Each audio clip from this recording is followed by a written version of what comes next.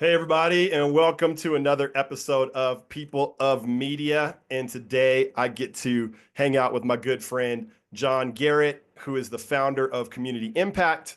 And here's what he wants you to know. He's married with three daughters, and he's in the process of building a multi-generational business. So this is a man of great substance. I have deep respect for, and we have some great fellowship together.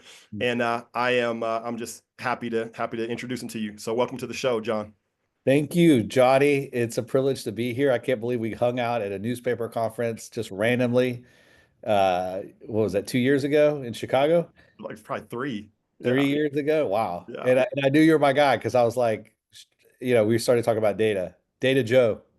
Yeah, baby. We started writing back and forth on a napkin. And Oh, no, that's when I right. saw your napkin illustration of data in the flow of data, I was like, this is my soulmate. Oh, except from, well, honey, don't take that the wrong way. That's to No, my no, no, no. Yeah, yeah. wife. He's my data soulmate. Yeah, you could be my data soulmate, right? That's fine, right? Let's take it. I'll It's take it. okay, right? Yeah, What that's could all go right. wrong? Yeah, it's great. Uh, all right. So first question for you, John. So one of the things you said as we were kind of priming for this interview, you said if people kind of look at me from the outside, that they'll probably think I'm a much better operator than I am, kind of based on results. Mhm. But they might underestimate you in terms of the kind of innovator that you are. Can you Mhm. can you dig into that a little bit? Yeah, I mean, when people, learn about our company, we're the largest local news organization in Texas now. We've grown from the game room of our house to, 41 editions. We're in 2.5 million households. We're just under $35 million in total revenue as a company, privately held. Wife and I own the company, bootstrapped. I mean, you would think, wow, like this guy must be a really great operator. And I think what I've learned as I've gotten older and a lot more gray is I've just always had really great operators around me, people that could get things done, that know what the vision is and trying to get it done. I think being in the being I mean I have like phrases out, print ain't dead. Like I've been so committed to the future of the print product of local news, much against the whole grain in our Yeah. industry. But just because I'm studying it, I think that that's where people misunderstand who I am. Yeah. I'm not some Luddite, newspaper Luddite. I study Yeah. the industry, I study the business model. I think our print product is really exceptional, and that's why it's been able to grow. And but on the innovative side of like we built our own ERP like in-house. We have really great innovative digital products for our customers. But I haven't, um, gone all in on digital services. I've really focused on own and operated. So, anyways, I don't know if that answers the question, but I'm really proud of the products we built, and I'm really proud of the company we built. But it's been through the work of a lot of really great operators that I've had around me. Yeah. All right. So now I get to kind of dig in a little bit on that. So first I want to get my numbers right. So you Yeah. said 41 editions, Yeah. 2.5 million audience. What is that? Household. No, actually printed copies.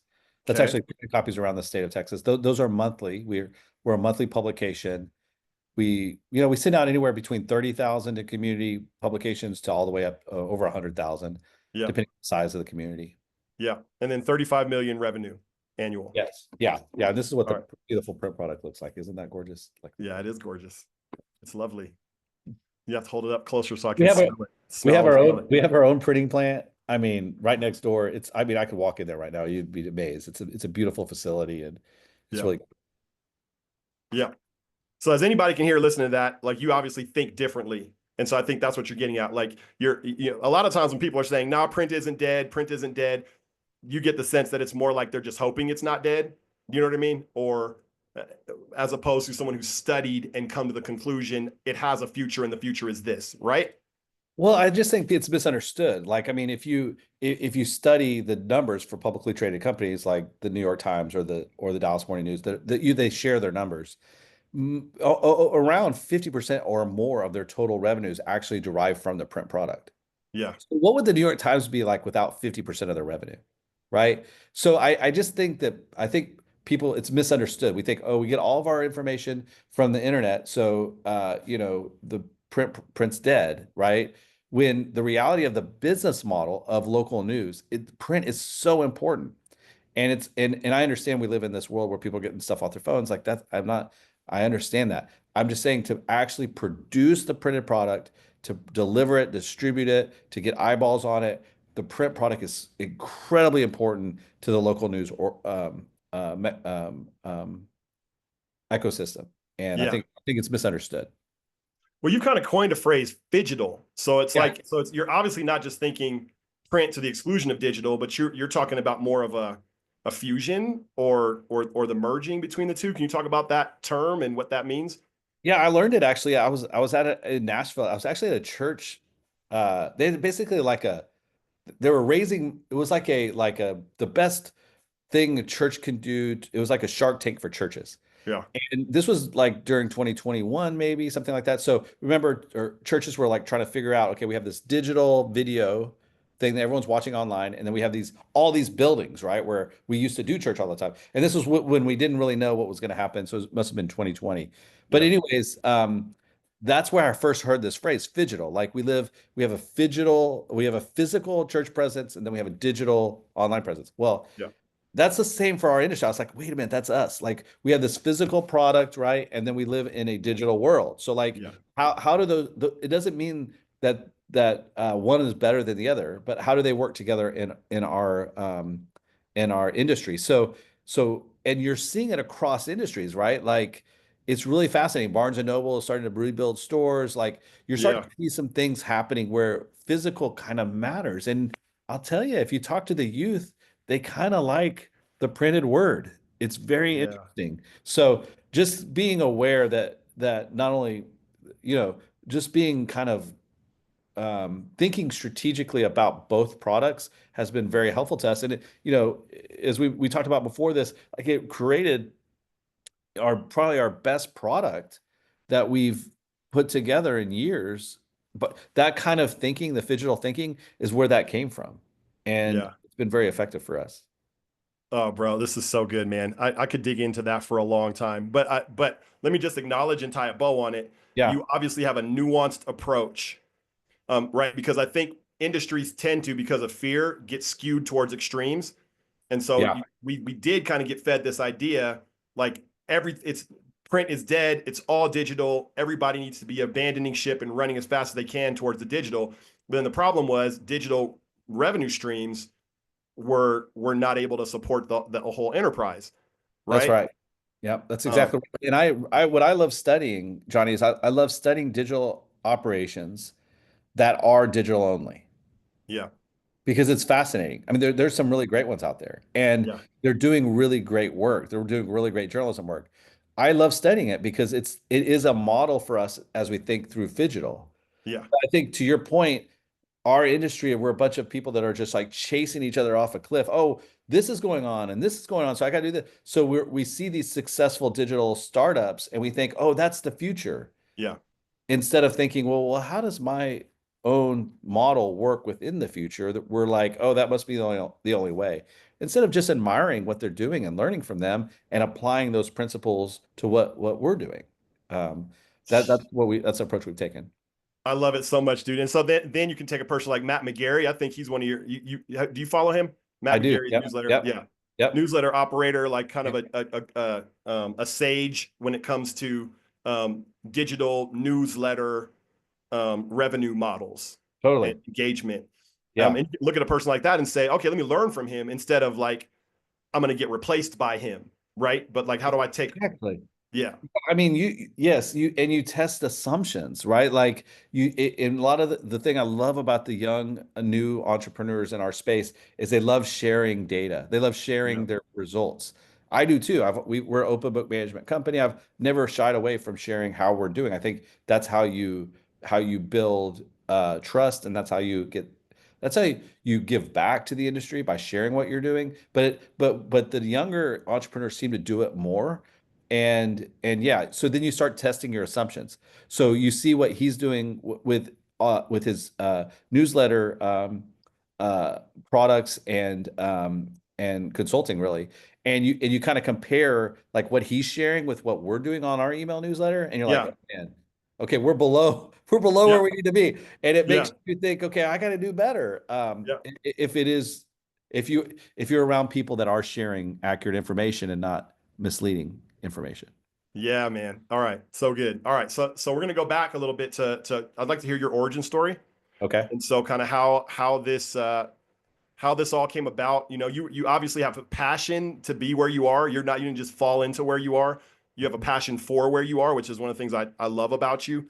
How did you get that fire lit inside you? Well, I always want to be an entrepreneur. I mean, I started the Houston Chronicle, but I told my wife by the time I'm 30, I want to be an entrepreneur. And I had all these really bad ideas. I was gonna open up a golf repair shop. Dry cleaning was one of I studied dry cleaning business. Yeah. Yeah. But I've been in the news business, so I was always on the advertising side. My wife and I are from Austin, so after spending some time, great time at the Houston Chronicle, learned a lot. I moved to Austin. I went to work at the Austin Business Journal. I was the advertising director there, and that's where we realized there was something missing. So we like to say Community Impact's the business journal for the average Joe. So we live north, kind of Williamson County we're in Austin. We live north, and there was all this development around us, but none of us knew what was happening. Yeah. Because in 2005, most community newspapers were about Johnny kicking the winning field goal. No offense, Johnny, good kick. Yeah. But mostly no one cared except for Johnny and Johnny's mom. Like no one really cared about that kick. So what we cared about is like, what is there going to be a Starbucks near us? When are those roads? What are they doing over there, right? Yeah. So I took $39,000 of a credit card loan out, and when I turned 30, that's what happened. I Wow. used all the experience I had at the Houston Chronicle on the mail side. I built a business plan. I had really good sales experience. So I was out to sell the product, and I went and sold to local businesses and launched it from the game room of our house in September 2005. 60,000 households, and now we're at 2.5 million. And yeah, it's been quite a journey, and I'm really grateful for it. And I feel like our best is yet to come. Yeah. That's what I'm working towards now. Oh, bro, you're so inspiring. Um, And so it's sometimes I'm in a good spot. Other times I'm like, man, why am I the only one that wants to do this? Yeah, I can imagine, man. That'll make you hard to live with. Yeah, yeah. Hey, you know what we're gonna do is we're gonna open up a new newspaper. Like you don't, not many people say that anymore, but we are. Like in fact, if I don't know if you can see that here on this little cover. It says, like, Community Impact is expanding. Bernie and Fair Oaks Ranch is coming soon. I mean, it's a really interesting business to be in. All right, so the entrepreneurial mindset is infectious. So I love stories like that, right? Now Yeah, you're talking about starting the game room of your house, and now you know the impact, and it helps me understand the name Community Impact, right? Because that was the white space that you. Did you see my interview with Tim Hulskamp I from did. 1440? I did. And Yeah, and it's amazing. I don't know if I'm right after him or two after him, but yeah, that was amazing. yeah, Well done. yeah. You're like three after him. Okay. Well, Yeah, good, because that was a high bar. I don't yeah, know who's yeah, after him, but I yeah, feel sorry for that person. yeah. But he talked about white space, Yeah, right? And so you saw a white space, which yeah, was the way you put it, like business journal for the average Joe, like totally. people Yeah, impact. yeah. The thing I loved about what he said was spot on. And the thing that's really good about what he's doing is he has a story to tell in front of advertisers that Yeah. is believable and feels right to you and me. And so that we have the same story, right? And that's what you think about when you're building a business is, what is your story? What's your unique value proposition? Why should the market want you? And my story was this, that we live in the information age and no one knows what's happening in their own backyard. Like Woo! you can have the region, you know what the Austin paper's doing in the region, you know what the Axios of Austin's doing, and even today in the digital space. But Yeah. do you know what's actually going on in Round Rock? No, you don't. And you know who tells you? It's us. And so Yeah. if we can continue to do it the best, then we have a value proposition. We have something to sell to our advertisers. And I think that's what I really love about him is, I mean, I love that it's the Gutenberg press, the year of the invention of Yeah. that too. But Yeah. I think it's what he's built is, like you said, it's the white space of what's there, but not only for the, like, what the market needs, right? but what the market will value, Yes. right? If you got to have Yes. that market value so that you can, make money. And without money, there's no mission. So, I love his approach. I mean, what he's built is, I think, what'd you say, 19 employees? Like Yeah. it's insane. So Yeah, man. he, Yeah. he's an amazing entrepreneur. But it's cool to hear like the resonance between what he told me. Cause when I heard him say that, it's not like I've never heard anybody say white space or, like find a hole and fill it. But for some Yeah. reason, the way he said it and then his journey and his story through it Yeah. caused it to really sit like, oh, there are people that can actually see those holes. Hmm. And he's trying to be a person that serially sees those holes, right? Like sometimes we get people get lucky and they find a hole and then they create a business and it's successful. Yeah. But could you be a person that sees the holes? Like it's nuts. It is. And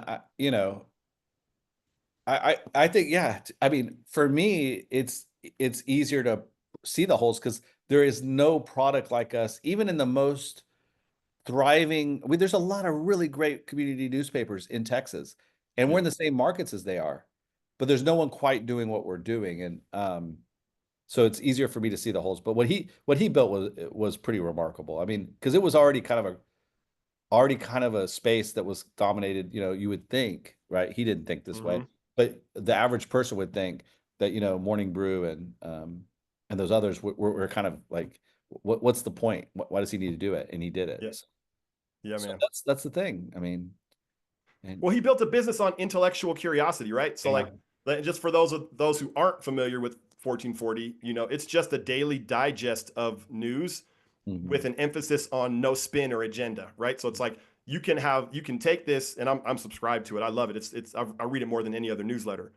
And in 5 minutes, I can know what's going on in the world and not feel like anybody tried to persuade me with agenda, one direction or the other, right? Mhm. So 5 minutes, I know what's going on in the world. Intellect, it satisfies my curiosity without making me feel icky. And that's the hole he saw. And they told him that's not a hole. You can't market that. And he built that.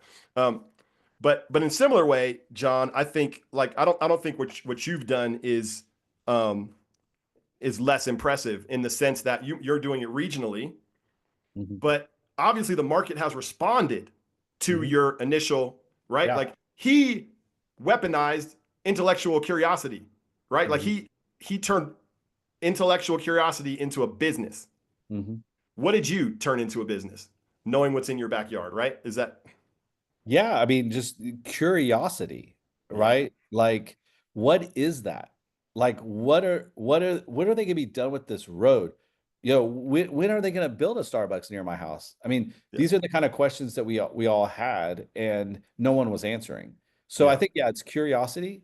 yeah, And we just built a model around distribution that helped. We basically took kind of the shared mail model, and we all of our advertisers basically share in the cost of producing the product. yeah. It's what's unique about the product is there's a lot of free publications out there. There's a couple things that are super unique about it. I mean, just philosophically. Number one, everyone gets it. So like we don't target by socioeconomic status. Mm-hmm. That was really important for us from a missional standpoint. Mm, Felt like everyone, regardless of your income, regardless of your race, regardless of your socioeconomic status, period, that your education, all that stuff, you should know what's happening in your backyard. Number one. yes. Number Yeah. two, the other thing that's unique about a free product like ours is the high journalistic standards. It is really well written, well Yeah. researched. We have real reporters. We're not doing freelancers. So most free publications, they don't really, or they're advertorials, like they don't really have really good journalism. So that's been kind of the unique model of CI. And I think that's what we've sold. And I think that's the white space we saw. We got to unpack that now. Okay. So if Guy Tasaka, do you know Guy? Yeah. Oh, yeah. No, I know him well. He's been to Austin several times. We've had great visits. Yeah. I could picture him really getting excited about that statement that you just made. And so I Mhm. want to unpack it a little.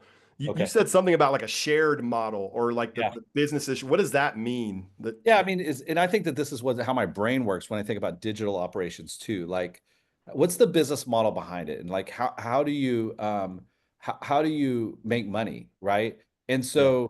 so when you think about digital advertising on the website, I hated it. Like the you go to a website and it's a bouncing monkey or like a video play, right? Like autoplay. I've always hated that kind of advertising. And that's the way that they've had to do it, right? Is to annoy you with all these ads to make the business model work, because it Yeah. takes a lot of annoying ads and a lot of impressions, especially for hyperlocal news, right? Hyperlocal. If I write about what's happening right behind your house, Johnny, like only 100 people are going to care about it. You can never Yeah. really build page views around it. Yeah. So, but this thing right here, like I have all these advertisers basically that pay for this space, that pays for all of this content. And so Yes. basically, they may geography is like usually the number one thing that local advertisers are looking for is customers near their home.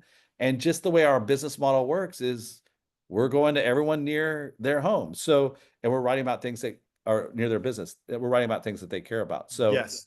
that's kind of how we approach the business model. I don't know if that makes sense or answers your question, but that's just how my brain works. And Yeah. so, um, and it's totally different from a lot of the people in our industry. Um, Yeah. It's geo localized. yeah, But then the way that you even conceive of it is, hey, advertiser, you're helping to make this product possible so that it can benefit the community and benefit you, right? And so, yeah. I mean, that's definitely part of the idea of the sale. That probably worked a lot more like pre-COVID. Now it really is about performance marketing. Like right, you have to explain to people. I call it brand performance marketing because I think that that's really like where I've seen that phrase now several times. I think that that's really where we're at today, right, um, where you have to have brand lift. So you're advertising, you're a restaurant and you want to reach people in your community. Well, listen, I don't know about you, but like I'm not usually grabbing a newspaper to say, hey, where do you want to go to dinner tonight, dear? Right? Like, right, so right. part of it is brand lift, right? Like Yeah, you got to be, if people are reading our paper, they see your new restaurants open, that gets in the back of the brain somewhere, right? You have a yeah, chance to build business. So yeah, I think you have to like you have to think that way when you're selling today. You can't just talk about the missional piece. I mean, I say that, but humbly, like there are some nonprofits that do exceptionally well with that kind of sales pitch. So you know, there's no question that advertisers that advertise in community impact are basically saying they care about the community. yes, No question about that. And yes, I think probably a lot of people of our customers do it for that reason. But yes, we want to help them grow. That's yes, our desire. Our desire is to yes, help their business grow. yeah. Well, and I hear the same heart of Kenny in that. Kenny, Yeah. when I was talking with Kenny in the interview, and I interviewed him, he talked about how, you know, when he goes into a sales call, it's and he's asking all these questions, and the person's like, he was describing like a contractor or somebody who had hurt his back, and he was like, really, I just want enough business where I can hire a person so I can stop having to do all this myself. And so what Kenny took out of that was like, I'm going to help this dude with his back.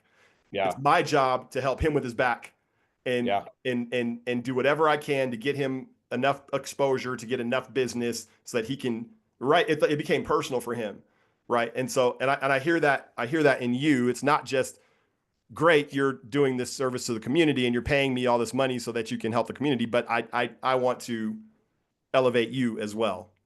I think that that's why Kenny and I have become such good friends and business partners. Yeah, We switched off of Google Ad Manager uh, for GAM for him yeah, for Broad Street. And by the way, Broad Street costs us more money, right? So yeah, yeah, yeah, why? Why did we do that? Well, we liked his product better. We liked his system better for sure. But every time we were calling him about anything, or if I want just to pick his brain about something, I can just call his cell, and he usually picks up if he's not on a podcast or something. He's on all the podcasts a right lot of them. yeah, but anyways, he's such a uh, high values, innovative guy, giving guy that when he says that about, hey, when I approached the local business for his business, which is Red Bank Green, when he's trying to talk to them about advertising, that's who he is. Yeah. And I think that that's the future. And he is without question in my mind one of the absolute bright stars and bright lights in our industry that I think his work is going to do so much for our future just because of who he is. Yeah, man. He's going to inspire. He's going to inspire. Well, I bet my guess is he's going to inspire 100 people to be entrepreneurs just because of like who he is. Yeah. He's one of the most innovative voices that I hear. And on Yeah, a regular basis, things that he says, I'm like, dang, bro. yeah, Like that resonates with everything I'm seeing, yeah. you know? Um, so yeah, that's pretty cool. So I'm gonna ask you, I've got 20 more minutes with you. Okay. So I need to decide where I want to go because that's not a lot of time. Um, Feels like it's going fast. So can you tell us a little bit? I've got two more things. I'm gonna ask you about your superpower. I want to know about kind of your superpower, and I think I have some clues, and so if you answer wrong, I'm gonna correct you on it. Yeah, I don't know. I'd love to know what you think my superpower is. And then the 360 project, like Yeah, get into some of the mechanics of that because you gave me yeah. some pretty impressive numbers with that. So let's first talk about what do you think your superpower is in media or in life? I mean, it's gonna translate. I really think I do think I think it goes to that galvanizing, the idea Hmm. that I think it's we're a strengths finders organization. Yeah, And so belief and so ideation, belief, and competition are a big part in activator. So if you put all that together, those are my top five or top four of my top five. If you put those together, then what you have is, yeah, okay, I got an idea. Oh, belief. Oh, it's really meaningful. Like what we're doing is important. I'm going to move. I'm going to activate on that. That's a galvanizer. That's somebody that's saying yeah, like, yeah, hey, we need a competition, right? We got to do it. Like we got to go out and do it. And so I think that that's probably my superpower is having this, this idea and then having the absolute 100% commitment to yeah, seeing it through and just getting beat up. It doesn't matter if it has to be, then it's going to be, and I'm just going to yeah, make it happen. So I think that that's and the galvanizer is like I'm like I'm like come with me, I promise. And yeah, I think Joe, you've met a lot of we call them impactors. Where there's about 200 impactors around Texas, and the quality of our people never ceases to amaze me. And yeah. I think it's that galvanizing that they see, and I'm grateful for that. Yeah, man. That's like as you said that, it just strike. It's like every once in a while, just through conversation, through words. Isn't it amazing that just through words Mhm. we get to say things that actually like can stir up the heart. Like what you just Yeah. said stirred up my heart Hmm. because it's like you Yeah. belief, Yeah. right? Like how do you get through getting beat up, getting your butt kicked unless you have hope Yes. and Yep. belief in this Yep. bright future that you see before you when everything is contradicting the possibility that's really going to happen? How do you become and you're the kind of person that's like, nah, team, let's go.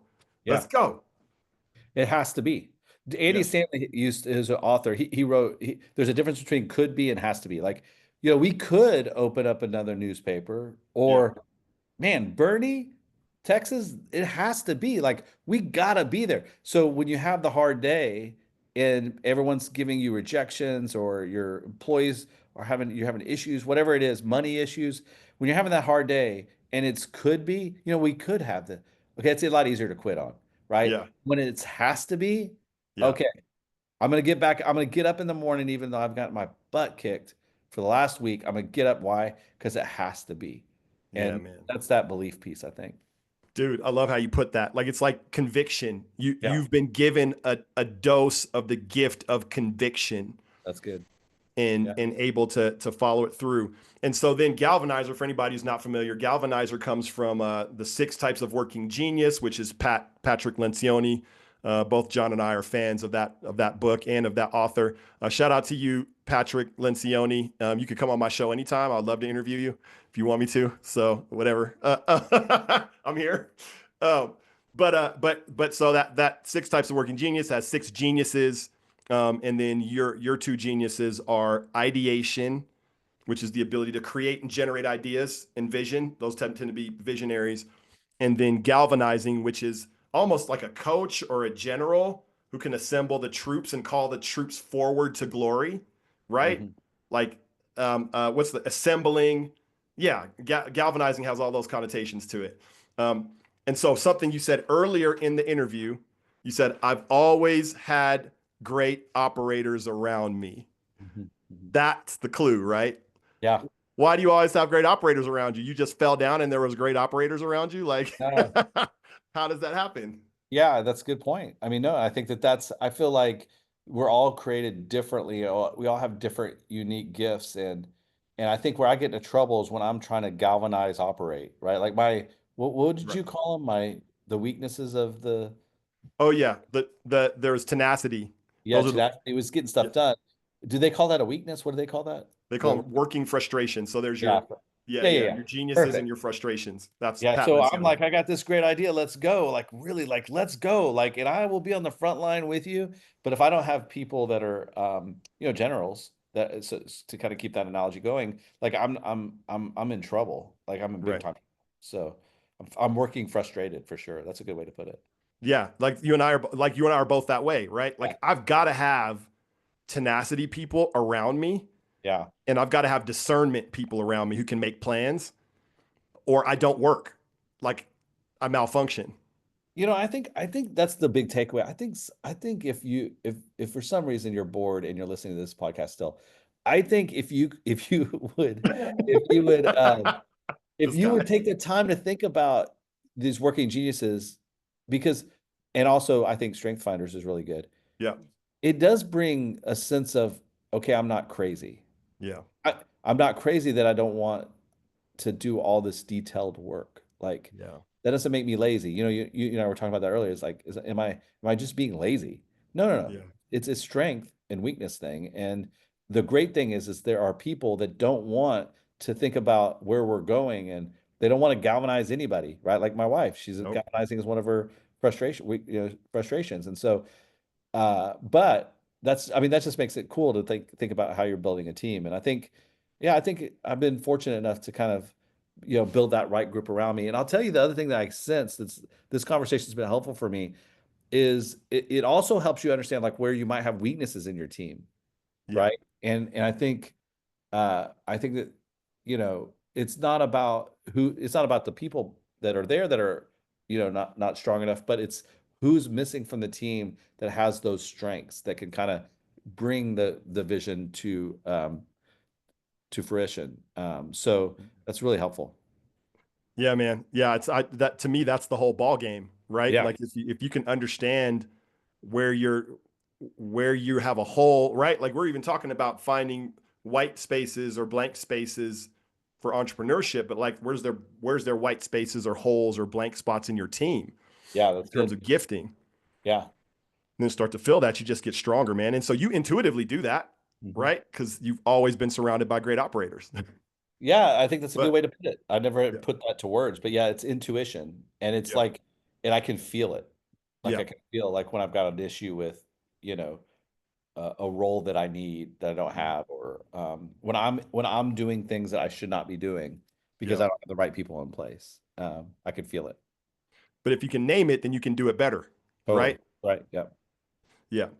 All right. So as we close out, man, you see you threw some great numbers at me. So can you tell me about the 360 project? Because that's a bright spot for you in terms of a win that your organization had last 2024, right? Um, Yeah. Yeah. Talk I about mean, it. we it's not rocket science. It's basically old school packaging a product. So basically, what we put together, and Tess Coverman, who's on my team, deserves a ton of credit for this. But like basically, what we did is we said, okay, we have this print product that people love that goes to every household, but we know we need some digital products. It's almost like you needed it just to get in the room with folks. Even though people love CI, the print product, we needed. So we didn't really love digital services. We never liked that thing, selling Google SEO. Like we felt like that was a race to the bottom. That's Yeah. just new research. Like that's my Yeah. belief from talking with folks. But so what we did is we kind of created, well, first of all, we had the email newsletter, which for us has really been a jewel since the pandemic. So we mail today something like 125,000 a day to local folks all around Wow. Texas. Yeah, just Yeah. Texas. And those are hyper local newsletters. And so we were like, okay, what can we put in this from an ad standpoint? Well, sponsor content works really well in email newsletters. So we created a sponsor content product. And then we packaged that with the one piece that we call the CI network, which is owned and operated communityimpact.com website impressions, mostly, traditional banner impressions that Kenny helps me deliver. And then in Yep. addition to that, we built geo-targeted fences around our markets, and we sell, programmatic advertising for, other websites into that. So we call it the CI network. Like we kind of piggyback onto all these like, really trusted other digital website platforms. And so we package all that together in one deal. And our goal, our average customer was spending between $700 and $800 a month with us. And our goal was to basically double that, get that to $1,500 with these other products, and still try to keep, our print products about a 50% margin. We wanted to kind of keep that kind of those margin type products, even after production and distribution and that kind of thing. And so we basically did it. And our goal, I'm going to mess this up, and I hope Tess isn't watching, but I think our goal was like to do $2 million of these 360 packages last year. A little bit less than 10% of our revenue. We like we mentioned before, we're about a $35 million company, Yep. and we ended up doing 6 million. And I think that what's real for me, the kind of the futuristic ideator, the guy, what I'm really trying to build is stickier products for our customers, and more modern products, right? As we think about the future, but also simplicity around our sales. So if we call it a la carte, where you would just buy print or whatever kind of, or digital only or whatever. Man, those rate cards are super complicated. Yep. And the thing I love about the 360 product that we built, and if anybody wants to see it, I'm happy to send over kind of our 360 media kit. It's Yeah. so simple. It's like this is what a quarter page costs. This is Yes. what a half page costs, and it includes all of this stuff. And the simplicity of it, I think, is kind of um, very modern. And I think a lot of legacy news organizations, or even folks like me that have been doing this for a long time, we need to make our products a little bit easier. And we call it CI simple. We want to be simple for our customers so that we're not confusing them. So anyways, that's Dude. 360, CI 360. Happy to help anybody that's looking at it. Again, it's not rocket science. It's just putting a simple package together. So, there's a quote from Einstein that the highest level or the highest tier of genius is simplicity. Man, that's cool. Um, and Yeah. uh, and so I think how simplicity is actually deceptively hard to Mhm. accomplish. Mhm. So, who in your organization? I'm sure you're a part of it, but are there was it Tess in the organization that helped drag these concepts kicking and screaming into an elegant, simple format? Like, how did that process happen? Yeah, I mean, we as an organization, leadership organization, we all read Smart Brevity, right? Which is Axios is the founders of Axios wrote this book called Smart Brevity. And the thing I love about the book is it's actually pretty brief. It's pretty smart, and it's pretty brief. But so we took that through our entire organization, and we started learning how to communicate in a kind of a modern, simple way. Like we've changed. You can't just write a bunch of paragraphs anymore, right? And so, yes, absolutely. Test is a huge driver, not only smart brevity throughout our organization, but also as we kind of were packaging, we kept saying, how can we make it more simple? How do we make it more simple? And yeah, she did a great job. Yeah, that's amazing because something happened, right? Like, let me just reiterate. Hmm. 2024, you take a product from $0 Hmm. to $6 million in revenue. Did I hear you correctly? Did we all Yeah, hear you correctly? yeah, that's right. Hmm. And so you did something happened. Yeah. Nobody falls down into the shower and makes $6 million, man. Like what? Well, the product's really good, and we actually started, I think, the fall of 2022, so it was a little bit of Yep. a ramp, but we did all tested all the right things. She built a team of first sellers that would go out to the marketplace and test it and see and then they gave testimonials to our whole sales team. Because in our business, you have a lot of people that just sell print, they can't sell digital. It's very, salespeople like to, stay in one lane or whatever. Yeah. Well, we packaged it in one deal and we were like, hey, look, customers, this is all you need. You have we will take care of everything for you that you need on the digital side as well as the print side. And when you have internal sales reps telling your other sales reps, the customers really like this. And it's really easy to sell. It really catches on, and it has throughout our organization. And I believe I think we'll do some tweaks to the product, we'll innovate on the product, but I believe by 2027, I believe it's going to be 80% of our business. Like I really do. Man, And man. it would be amazing. And I think that would really drive revenue growth. Where I saw it, that's exciting in the numbers, because I'm a numbers guy. I told you that. When I listen to podcasts, I like to hear these numbers. What I was excited about year in 2024 is for that $34 million, we had about a 2 or 3% increase year over year in print, which is really rare in our Yeah. industry. I'm very proud of that. Yeah. Should have been a little higher. We had a couple of months, but anyways, what I was excited about though is as our revenues are growing, we went from about 5 or 6% in digital revenue to 10%. Wow. So the company's growing in revenue. Most of our industry is declining in print and growing in digital. We're growing, although barely, we're growing in print and we're growing in digital. Those are two really great things. And the digital revenue, that 10% growth, almost all of it was attributable to these CI 360 products that we basically packaged in. So it hit, and it just is a beautiful thing. And so we could see the path forward, and we're very optimistic. So for the publisher that's listening to this, because the question that I'm hearing, right? Yeah. I kind of try to put my like, okay, what's the audience asking? Is probably the how question, right? Like you're saying, yeah, most people are declining in print and then they're accelerating in digital, but it's disproportionate, right? Yeah. Because print's Right. declining faster than digital Yeah. is gaining the ground. I mean, Yep. some cases not, right? But still, the story tends to be one of two separate things: decline and incline.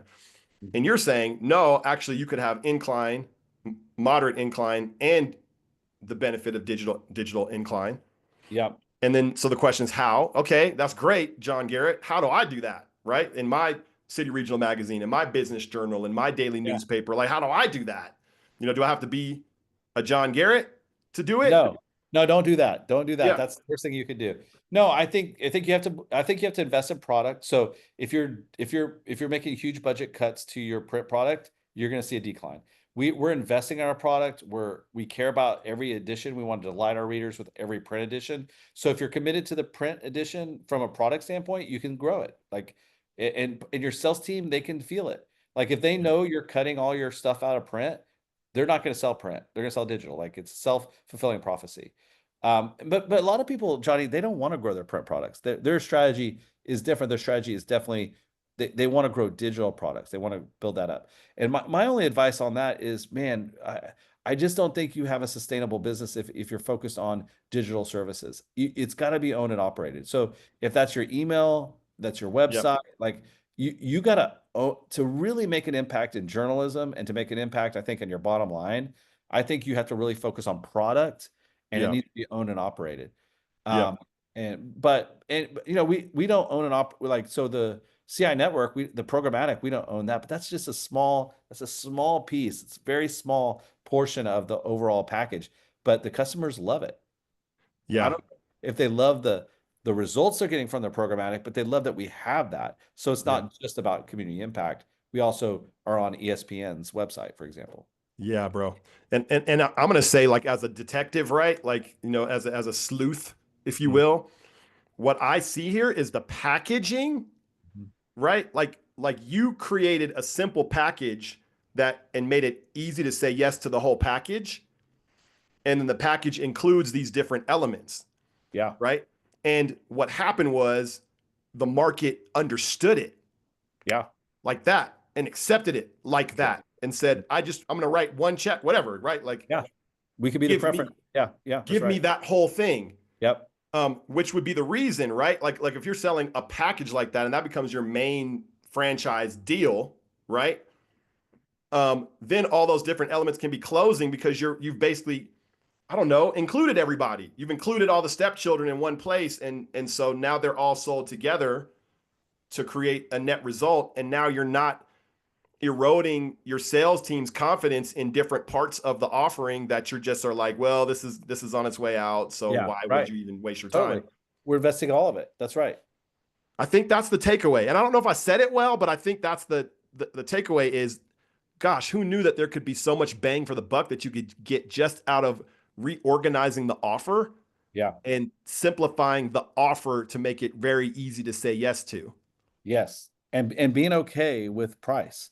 Like, in other Yeah. words, be okay with charging a price that gets you the margin that you need to be successful. And I think don't be scared of that. Like, when we first rolled out these prices, our sales rep were like, "Oh, I don't know if I can sell that."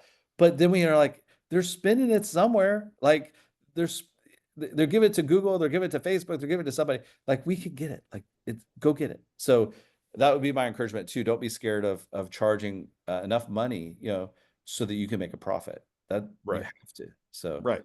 yeah. But that's a function of hope versus fear. So my next interview after you, like before you, next one that's going to be live Okay. is a good friend of mine talking about hope, the difference between Good. hope and fear. Love it. I You're, can't wait. I wish I listened to it before this. yeah, yeah. Well, see, now you're informing it. It's cool because you have a hope strategy, not a fear Yeah. strategy. Yeah, for Like sure. Yeah. it's delight in the future and it's belief. It's that belief strength that you talked about. Yeah. And look, Johnny, you keeping it real. Like, it's not all roses. Like, we have everything about right now is difficult. Short-term problems. That's part of business.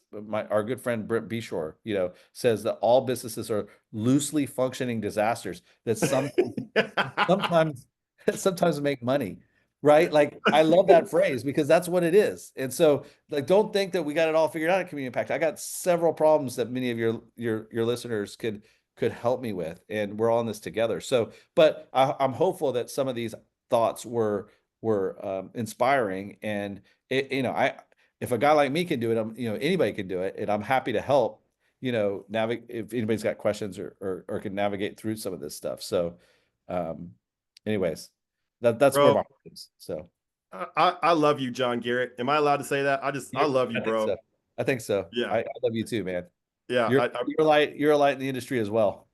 Thank you, sir, man. That means a lot to me. And I know we're a little bit over time, but appreciate the time and everybody. Thank you for listening. We're out of here. Yeah. Yeah. We're here for you.